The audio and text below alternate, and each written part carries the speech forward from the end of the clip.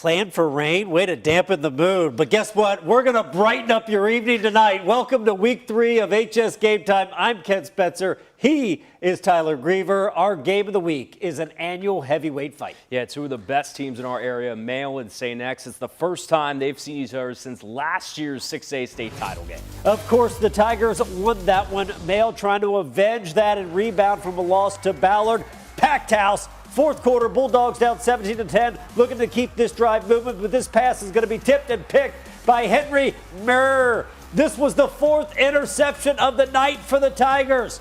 St. X looking to put this one away. Trevor Havel going deep to Zach Marks, hauling it in, making plays, making dreams come true. Later on in the drive, more from the Tigers. Adam Boone from a few yards out, and that made it 24-10, and that would be your final. An impressive victory for St. X as they beat Mail 24-10. And how about that Tigers defense? We're doing what we expected to do. This is an experienced football team. A lot of guys have played a lot of football, and we've got to get better on the offensive side of the ball.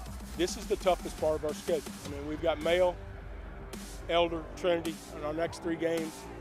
We're going to know a lot more about ourselves, and that's all over with. I mean, coming back from last year, we lost to them.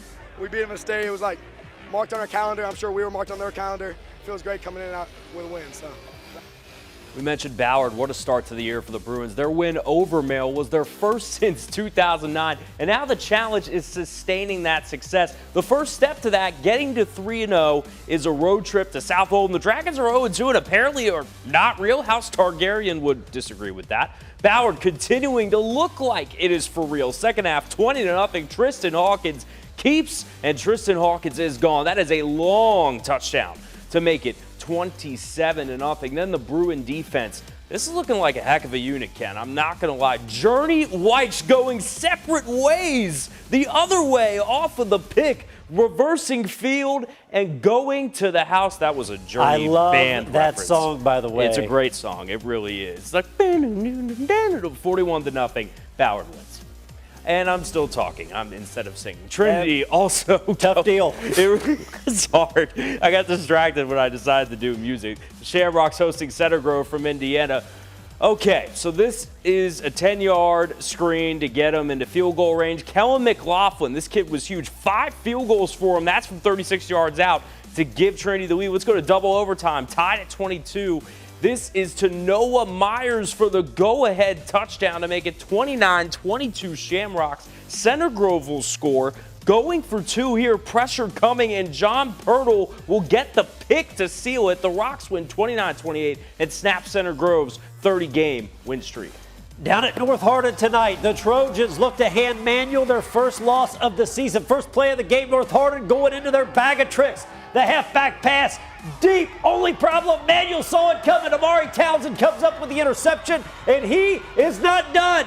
Takes it deep into Trojan territory, would lead to a short Zeke Washburn touchdown to put the Crimsons on the board. More from Mr. Townsend. This time, blocking a punt coming out of nowhere. Jalen Hayes picks it up, and once again, Manual is deep, playing in the short field. Huge plays. That would lead to Zeke Washburn.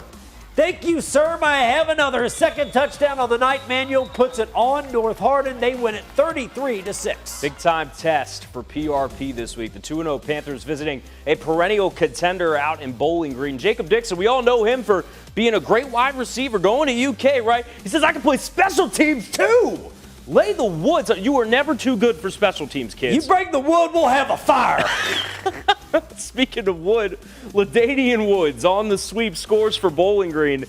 And yeah, Bowling Green really kind of controlled this game. Very good program. PRP still figuring it out. Caden Anderson, that snap goes over his head. He's got to recover his own fumble. Bowling Green takes this one over PRP.